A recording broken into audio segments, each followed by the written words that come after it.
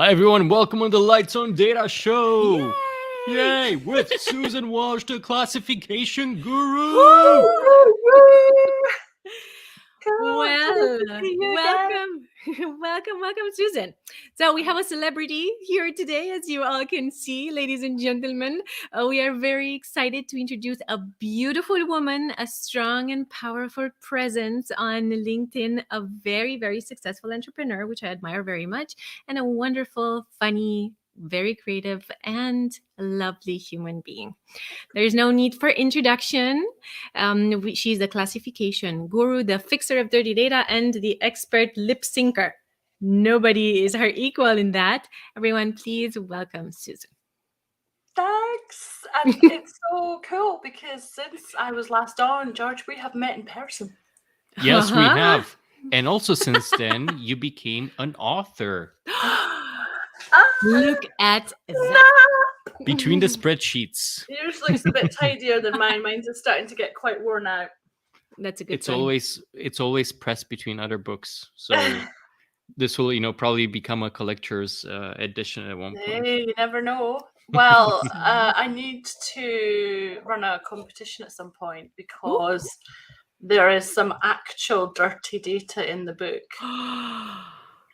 Nobody's called me out on it yet, but it's there. Interesting. So I will be running a competition on that at some point. So watch That's this. a great idea. So, get ahead of the game, everybody. Get between the spreadsheets, classifying and fixing dirty data, and start looking for that error. Word of warning, if you try Amazon, you might not get it for a while. So there are better channels like the American Library Association or bookshop.org or Facet Publishing. Amazon have not been great at delivering my book on time, to be honest, especially in North America. I know it's not available in Canada yet. Really? That's outrageous. So you really do have an exclusive copy then? I do. Yes, I do. The only copy all over North America.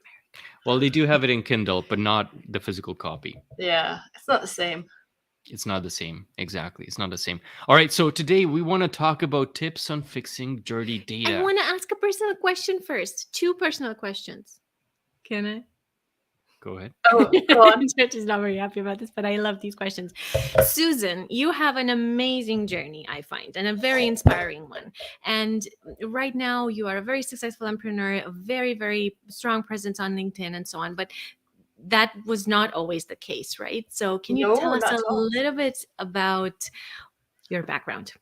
Yeah. So I have a degree in commerce. And I chose that subject because I never knew what I wanted to be when I grew up. And I thought, yeah, that's nice and vague. You didn't want to be a princess? Sorry? You didn't want to become a princess? No. No. That came later in life. That was like in my 30s. I decided I wanted to be a princess. Because I've got a wee tiara as well. Yeah, actually, I got 2 tiaras now because I've got, we can't forget, the good old truth tiara. Nice. Wonderful. Homage to Mr. Taylor, the Data Whisperer. So now I'm going to be a princess today and keep it on. Perfect. Yeah, I didn't know. So I spent a lot of time doing sales and things like that. My dad was in sales, so I kind of followed his path. And then I realized I didn't actually enjoy it. So I opened a shop. Lovely clothes shop, beautiful clothes. And nobody came in and bought anything. So I had to close it down and I had to go bankrupt. But I was so broke, I could not afford to go bankrupt. So I had to save up. So I desperately needed a job. So I found an ad online for some data classification work for a spend analytics company. And I thought, that'll see me until I get a proper job.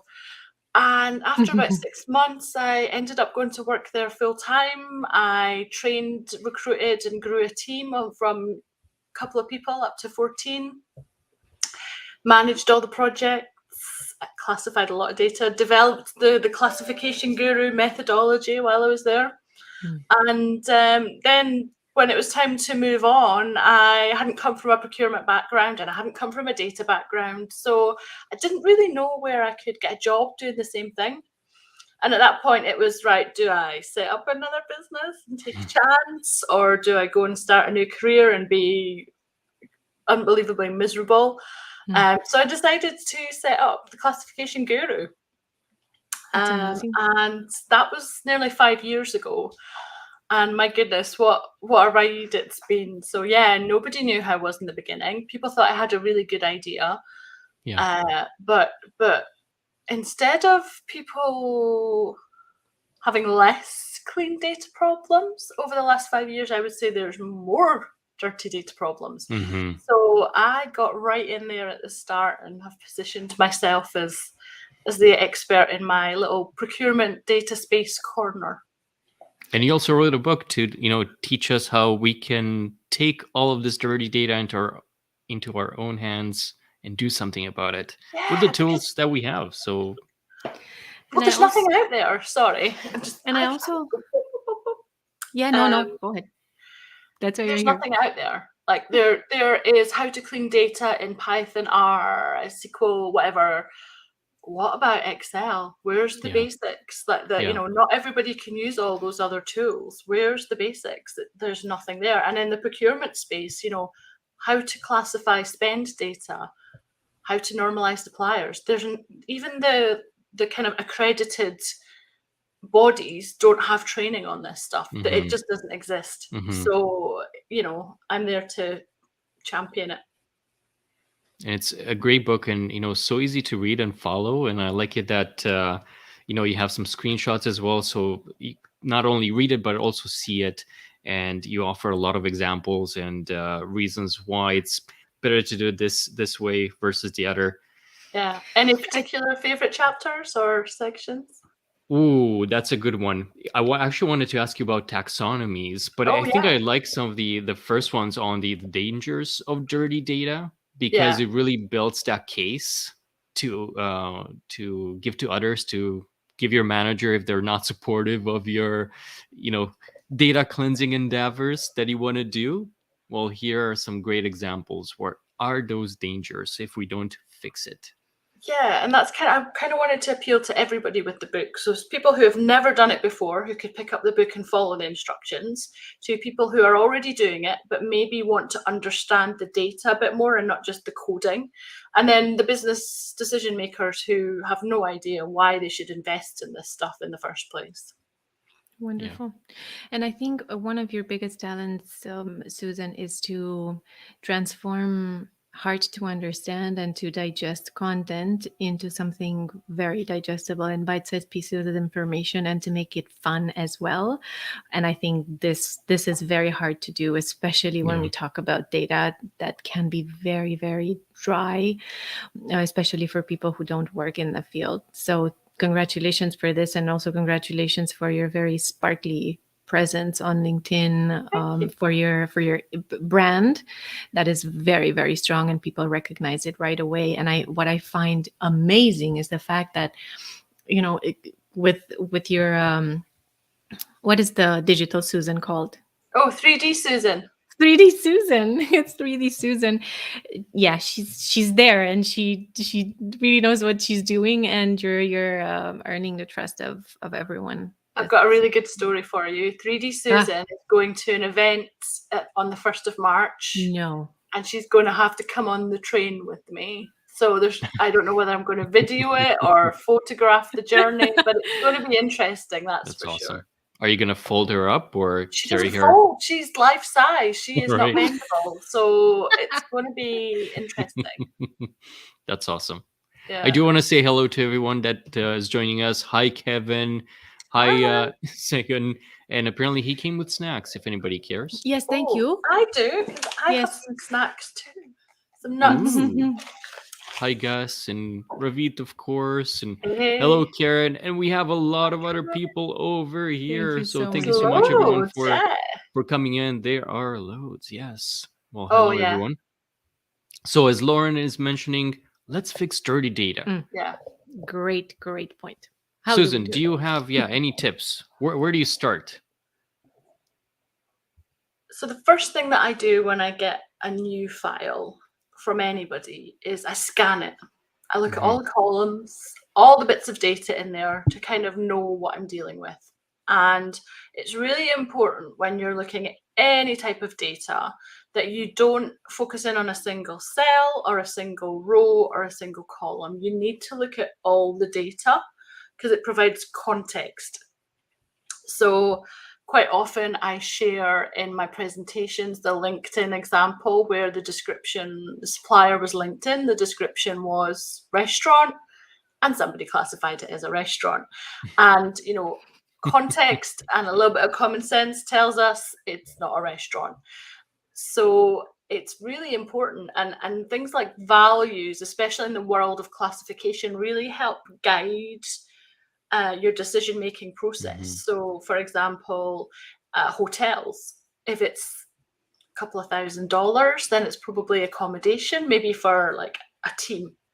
But if it's $50,000, that's it's event hire. You're booking a room for a conference. You're not paying for accommodation. So there's a huge difference in how you would classify it, and you would only know the difference by the value. Same with if you're trying to do, if you've got currency conversions that go wrong.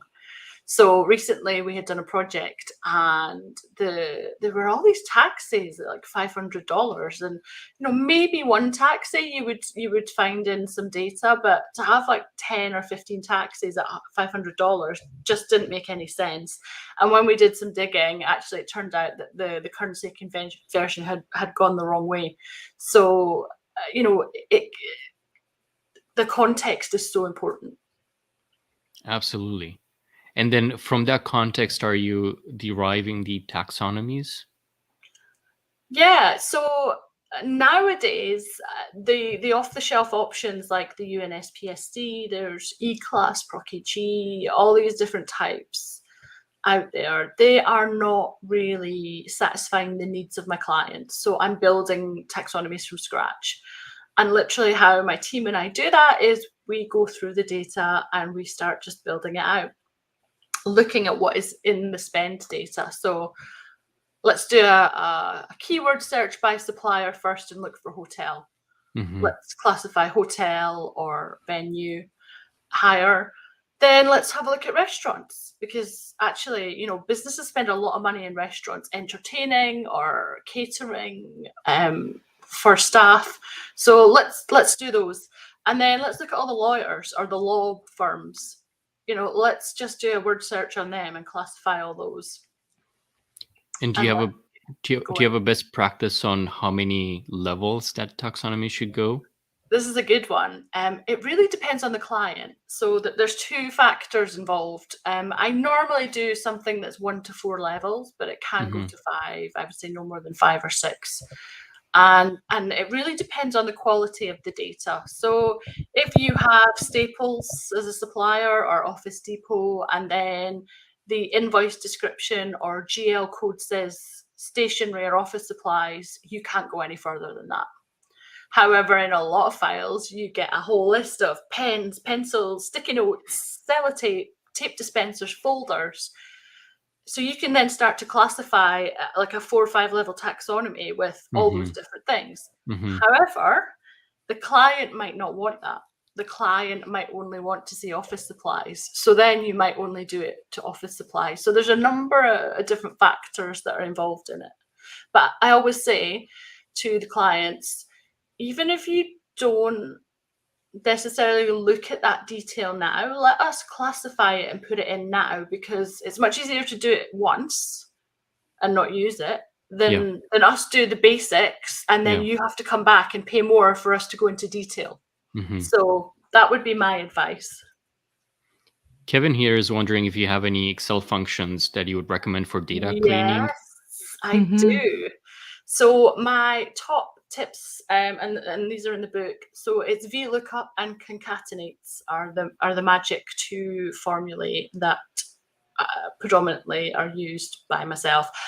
In normalization, there's the upper formula. The trim formula is quite handy as well, because we know Excel loves to count those spaces. Personally, I don't actually work in Excel in my business. We use some software called Omniscope. That's data modeling and visualization tool, and I've developed my own methodology on that. but all my training, I have kind of reverse engineered my process into Excel so that it's accessible to everybody. Sounds great. And David here is mentioning that it's a good point on context that he brought. I've seen people doing data cleansing and thinking they just need to do it column by column, failing to notice that 3 different columns have impacted on each other, or fields in other tables have direct impact or provide clues. And they can contradict each other as well. Quite Mhm. often I see contradictions in the description column. So I have kind of 2 main rules when classifying. The first is the only piece of data in a spend data set that you can trust is the supplier name. The address, the emails, the descriptions, the invoice descriptions could all be wrong. The only thing that you can really trust is that supplier name. Yeah. And then the second most important thing is when you're classifying that data, classify what you are paying that company for, not what the description says. So for example, Dell, you buy a laptop and it lists out every single line on the invoice, and one of those lines will be delivery. And I often see people classify that delivery as couriers. But actually, that from a procurement point of view, you are paying for the cost of the computer, the monitor, the desktop, the laptop. You're not paying Dell for a courier service. DHL is a courier service. Right. UPS is a courier service. Right. So you have to think about, what is the company that I'm working for buying, or if you're in sales, what am I selling to this person? So that's really important as well. That's a good point. This reminds me, I know we were doing some taxonomies on employment data, and similar thing. What was interesting was, well, do you classify your own role within the company? So let's say you're a financial analyst. Well, are you in finance, or because you work for Microsoft, are you in IT? So I think all in all, you kind of have to be both. You're in finance for an IT company. Yeah. But it's definitely... And actually, that's a really great point around supplier normalization. A lot of businesses already do parent-child kind of financial, legal entity relationships. But when it comes to classification, you got to throw that out the window, because LinkedIn's parent company is Microsoft. So if you normalize LinkedIn to Microsoft, it's going to end up in the IT category, but actually it's in the marketing category or the recruitment category. It's not IT, it's not software. So you have to be really careful. So true. So this makes me wonder, and you did talk about this in your book here, is it supplier or vendor? We went with supplier in the end. There was a poll that went out on LinkedIn, and actually it was pretty split. I think vendor is more of a Northern American term. Yeah. Although I do see it quite a lot in UK files, I have to say. But then, some people argue that it shouldn't be supplier or vendor, it should be partner, for example. But again, it's about consistency and having the data coat and making sure everybody's using consistent naming within your organization to make sure everyone's talking the same language. Right.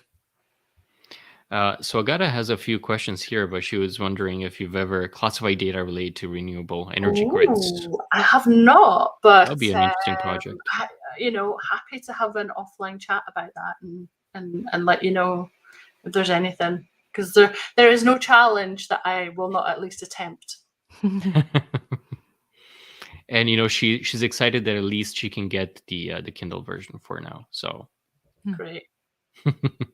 Mike Nash is wondering with your tiara if it was inspired by Scott Taylor. It absolutely is. Yeah, I got it because of Scott. I felt left out that I didn't have a truth hat, so I got a truth tiara. But then, of course, he also then sent the truth hat. So I do have the truth hat too. There you go, Scott. It's because of you. Sitting looking over me. Trendsetter. All right, so context is very important for sure. You can use VLOOKUPs and other functions to kind of speed up the process. Sure, ideally you can use other dedicated tools, but you can do a lot of things in Excel.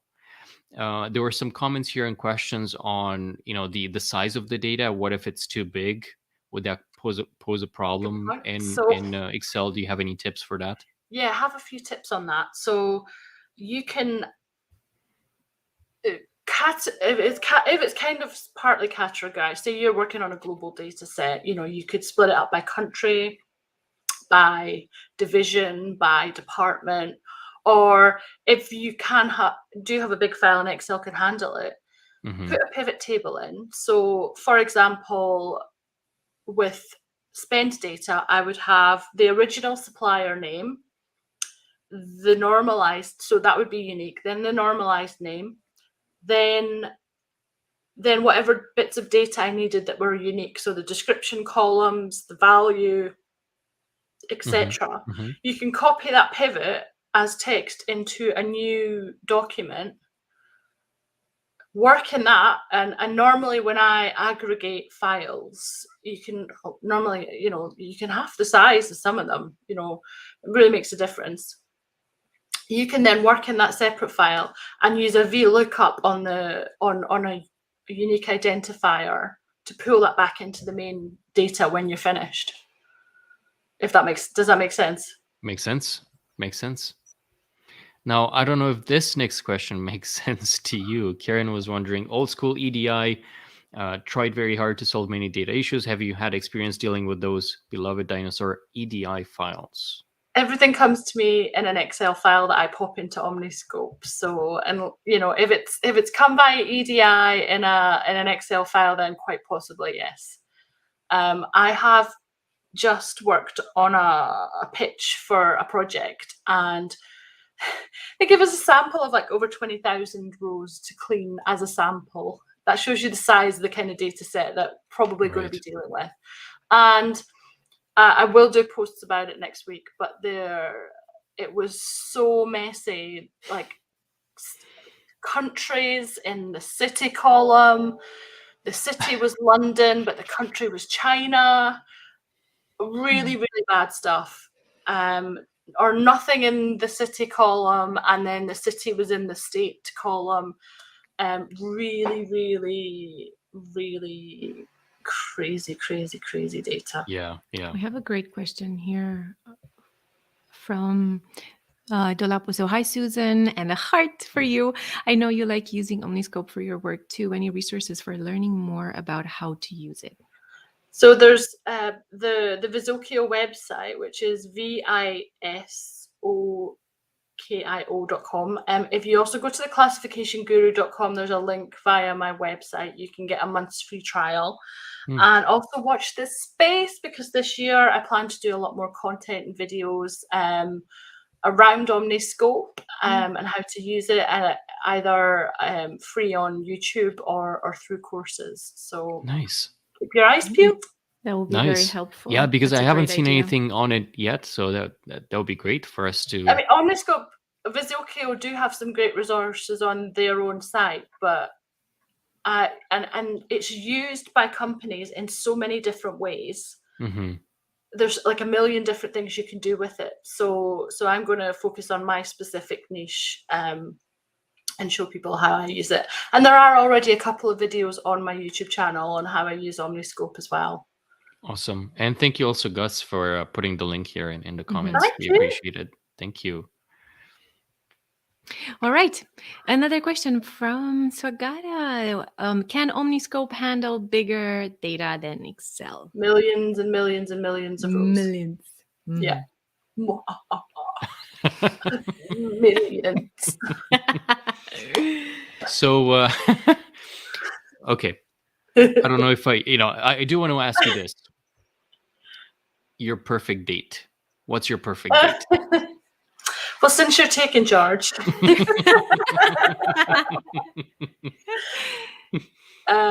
Personally, I like day, month, year. It makes more sense. I do like slashes, I have to say. I find it easier to read with the slashes. I don't like the dashes.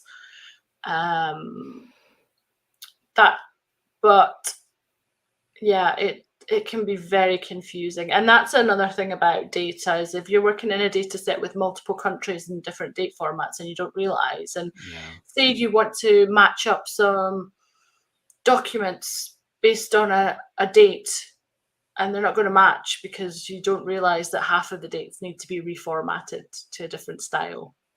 It can cause all kinds of problems. Oh yeah. It's a huge issue. And okay, I mean, I understand there are But different second best date versions. would actually be Diana. So sorry, George. I agree. Touche. Touché, Monsieur Pussycat.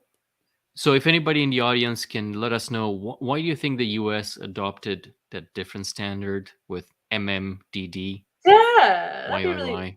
just to be awkward, I reckon. Just to be slightly different. I am very curious, Susan, how did you become so knowledgeable, and how do you educate yourself, or how do you continue to educate yourself? Okay, this is where I'm going to really let myself down. So I can't read books. I try. I really struggle to read books. Just don't enjoy it. I don't. You just write them. You just write them. Yeah. I just write them. Yeah.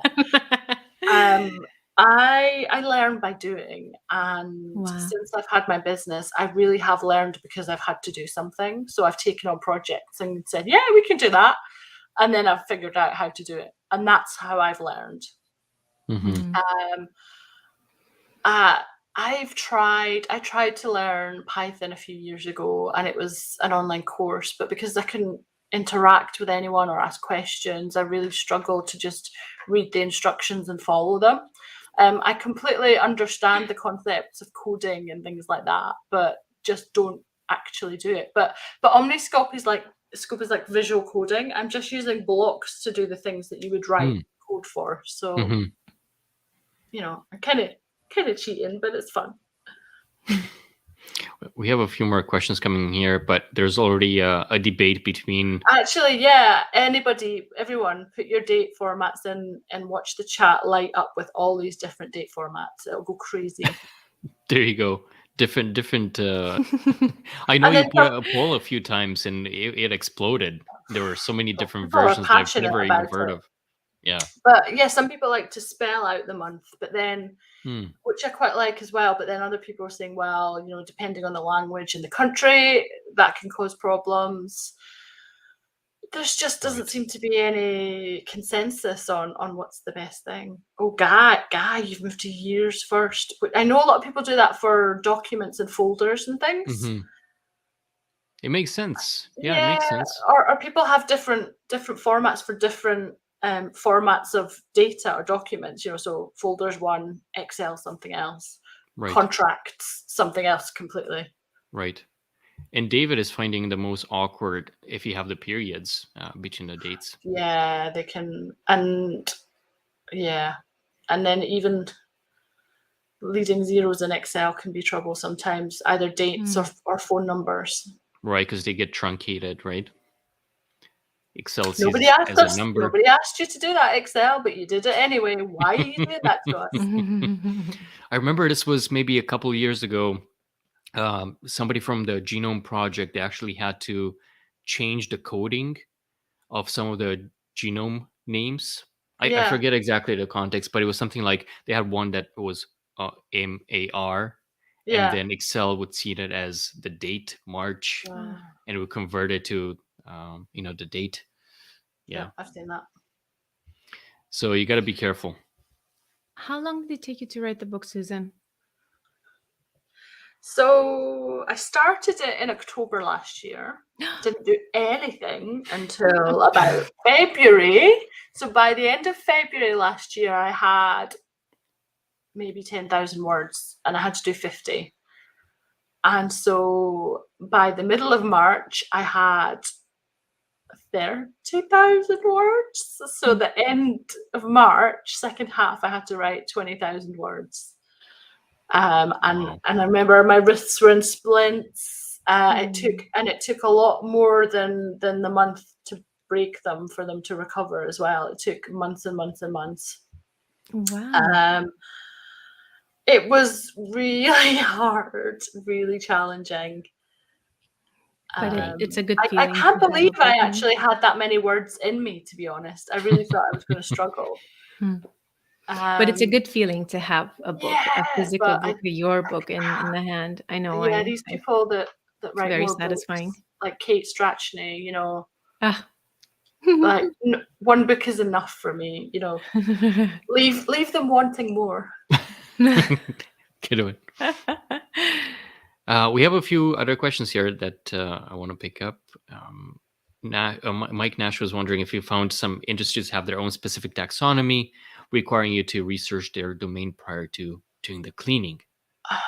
Most of them are finding it doesn't work, and so asking me to build something for them. So there are like industrial taxonomies, there are educational taxonomies, public sector taxonomies, and then companies that just make up their own taxonomy and have no idea what they're doing, and it's complete chaos.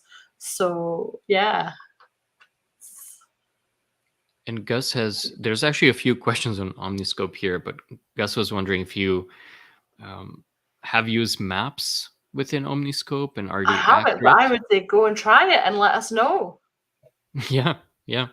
Apparently he's having an issue with them in Power BI and Excel, especially with the UK maps. Oh, that's interesting. It's probably I mean, I thought the UK would be pretty well mapped and easy to. I actually did a project recently for a client, and we had to get the latitude and longitude of different buildings in the UK and Europe. So we had to like get on Google Maps and literally like drop the pen and get a latitude and longitude and put it into a sheet and stuff. That was more one of the more random projects that we've worked on. Oh, there we go. We have a few more ideas here on the date. Christine likes the year, month, date first, and Mikey is mentioning the best dates are the sweet ones you eat at Christmas. No. Can't do dried fruit. No. Not a fan of dates? No. Any dried fruit though? No dried fruit.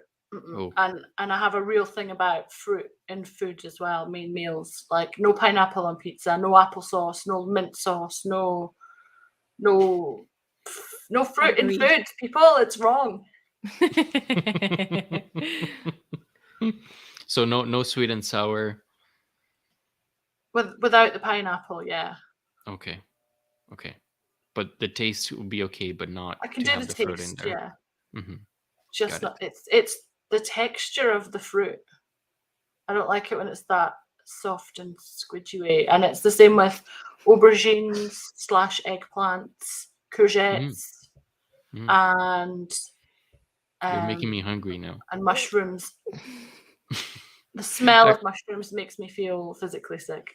I remember when we were in San Diego, I think they served mushrooms with almost everything. Yeah, but I'm sure I could smell them, and I was like, you know, David is recommending figs with blue cheese. Maybe no. I think cheese goes with anything. Cheese. I mean, makes anything everything good. Cheese is savory. Ditch the fruit. Put it on a cracker. Not even with some grapes? Oh no!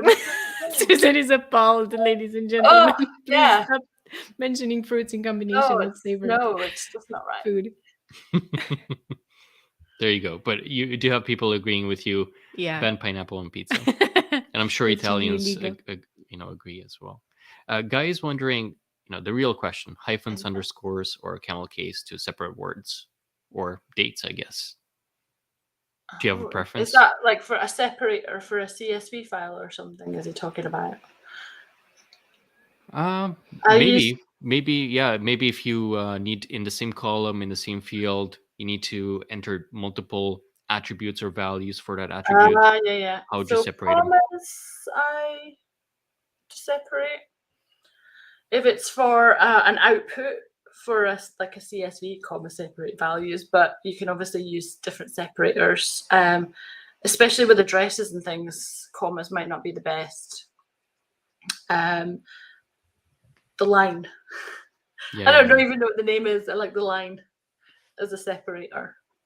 It just slipped my mind. If anybody remembers what it's called. Yeah. Yeah, exactly. Yeah. There you go. You've heard it here from the expert, Susan Walsh, the classification guru. Mhm. Oh my God, there's so many comments coming in. It's all about food. They're There's all a lot about about fruit. food. Yeah. Yeah. Guy is also mentioning Christine, as someone coming from accounting, I found that this is a very standard and accepted way for us financial professionals to save documents. People love to talk about the dates. It gets them going. They do. So a lot of people, yeah, they prefer the year first. So very I interesting. actually do too. Mm-hmm. Yeah, so However, year, month, date. in my world, I might be working in a solo year file like 2021. And so I don't want to see the year first. I know what the year is. Just think about that one. Makes sense. Segan is wondering, from your own journey, what advice do you have for folks like him who are starters with data and Excel and desire to grow and be more positioned career-wise? If I can do it, anybody can do it.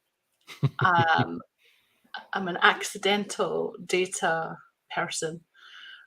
And It was meant I to think be. my real growth started when I set up the business, because then I had to, I went on freelancer websites to get work, and I took on projects that I maybe had never done before, and I gained so much experience doing them. I made absolutely no money from them, but learned so much about it, and also found that then it was actually extra services I could offer through my business. There are lots of different places that you can get access to data that's free. A lot of governments will publish all their public sector data for free. I think Kate once shared like a Google data website with us. I think so, yeah. You can search data sets and things. Yeah, and there are a lot of open data, and I know the UK government has open data. Yeah, I find the best way to learn is to solve a problem. So I remember being at work and wanting to learn more about Excel, and I went on this course for a day, and they showed us all this stuff, and then I got back to the office and I couldn't remember any of it because none of it related to what I was doing. Whereas if you try to learn by solving problems that you understand to begin with, then that's a really good way. Follow as many people as you can on YouTube, LinkedIn, Twitter, wherever they're talking and sharing all their knowledge. There's so much free advice and knowledge out there that can point you in the right direction. I see all the time like posts about free Udemy courses and things. Go out there and look for them. Just absorb it all. And at the end of the day, when I set up the business, nobody was going to give me a chance. I had to push myself forward and throw myself out there, and kind of ended up a lot more crazy than I ever could have imagined it would be. But yeah, nobody was going to give me a leg up or a hand or push me in the right or refer me to their friends for work. I had to fight for every single client and bit of work. And don't expect things to fall in your lap. Like keep pushing. You're an inspiration for sure. Yeah. And now, not only you have quite a bit of work on your plate, but you're also hiring people. You're providing jobs for others. That is terrifying. I feel like a parent. This is like the closest I'll ever be to feeling like a parent, thankfully. And the responsibility feels huge. But I've had Luke, my little Kickstarter, who's on a government-funded place. So he's with me for 6 months. I'm hoping that he stays on. And he's going to be working on the data modeling side of Omniscope, so helping me automate some of my processes so that we can work more efficiently. Do all the stuff that I would love to just sit and learn, but I just don't have the time. And it's I'm getting a lot out of it, a lot more out of it than I thought as well.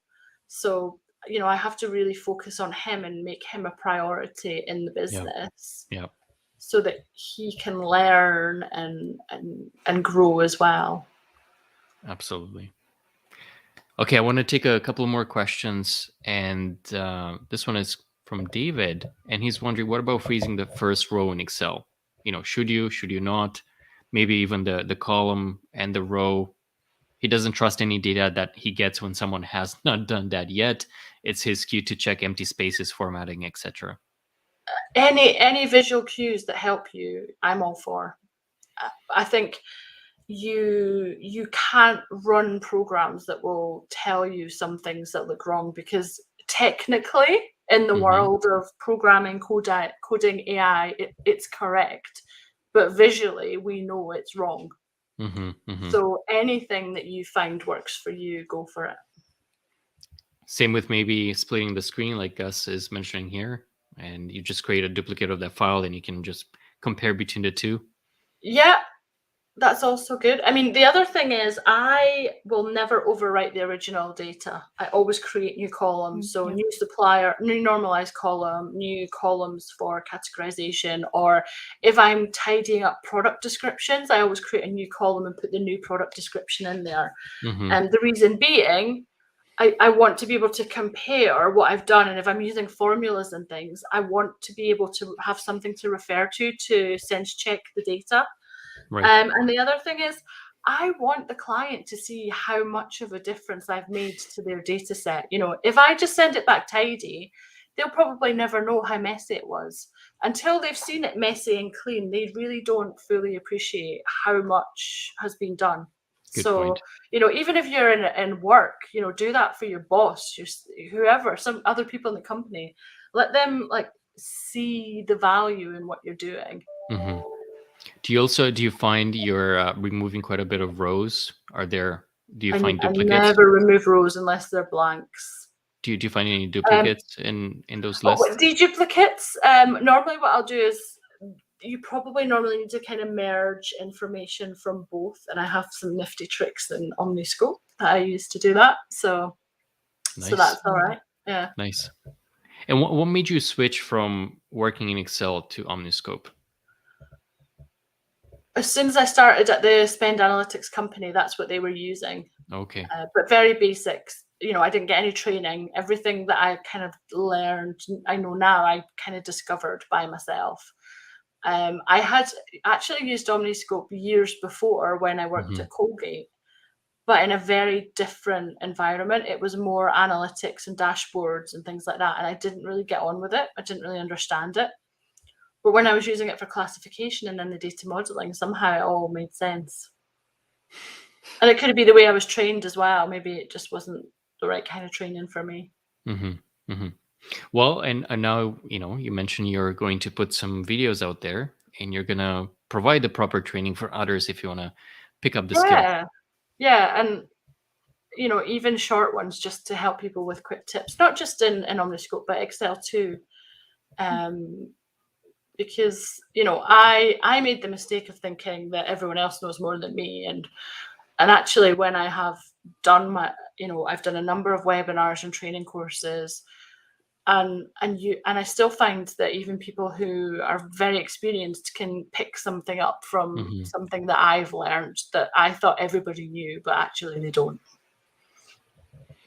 Good point. And David was wondering, once you fixed dirty data, do you also hand the client a list of rules showing what they should be doing from now on to just avoid these issues in the future? Sometimes clients like training, and so we do handovers. A lot of the time it is one-off project-based things, but I'm starting to work with a couple of new clients where we'll manage the refreshes, so we'll create the rules and keep them. So yeah. Who do you work with from companies? Sorry? Who do you work with from companies? Who contacts you usually? It's the procurement department mainly. And I had no reputation. I had no credibility when I started. Nobody knew who this business was.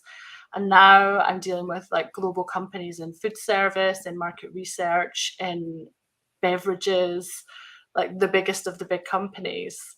And they're coming to me. I don't do any outbound selling. Well, you're wearing a tiara. Don't tell me you're not doing anything. But yeah, it's all inbound. I don't have to do any, calling or spam messaging on LinkedIn. Do you need my services? Yeah, nobody likes that. I know. And you don't need to. You provide amazing content that people can learn from, that people can be entertained as well, and your presence alone. That's For me, it's great seed marketing planting. Yeah, so I'm planting little seeds everywhere, and it's taken years to build up my network. for sure. But it's so much more rewarding knowing that everything I have now is because of all the hard work I've done. It pays off. I did this. Me. Yeah, you did. And did. some people just see the end result, not the entire journey, and they don't know how much effort you've put into this. How much consistency as well. That's what you That's were the I key. saying. enjoy the journey. The end bit's the discipline. boring bit. Then it's over. I enjoy the journey. Yeah. Well, it's not over yet. Oh, just getting started. Just you watch. And thank you, Mike, for this link for the comment. The link to Susan's great book for reference. Thank you for thanks, adding it. Show it again, George. There you go. Hey. So if you do want to learn more, please check out this book, Between the Spreadsheets. Get it on Amazon or at a bookstore near you. And of course, it's available in the libraries too. Yeah, and there's of course the data horror stories chapter, which people seem to be enjoying as well. Yes, Can imagine. one of the Definitely. latest chapters here. Did you enjoy writing it? It was hard, she said. Well, the data horror stories was easy because all I did was put a call out onto LinkedIn for other people to anonymously donate their stories, and then I just did some commentary around it. Smart.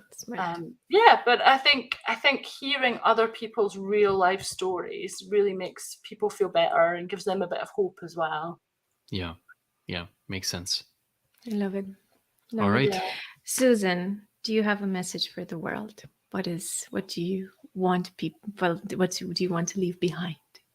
I want everybody to clean their data. Like, I want that on their mind. I want them to think data quotes. Make it consistent, make it organized, make it accurate, make it trustworthy. Get that quote on and keep it on as well. Like, secret sauce is data maintenance. Mm-hmm. That will solve most of your problems. It's just having the motivation, the time, and the drive to do it. Wonderful. I love it. Thank you. All right, you heard it here. And please get your book, Between the Spreadsheets. It's a great book to read. Thank you so much, everyone, for being so engaged, for all these wonderful questions, for all the fruit suggestions as well, the date suggestions. And Susan, thank you for everything that you do. Thank you for being here. Thank you for answering the questions, for the insights, and keep up the amazing work because you're doing so many people so much good. You guys do a lot for the community too, so thank you to you as well. You always give us great entertainment and content and guests each week. So thank you for the thank yous. See, it's hard to take compliments, isn't it? It is. Yeah. Well, have a good weekend, everyone. Thank you again, Susan, and we'll see you soon. Bye, everyone. Bye. Bye.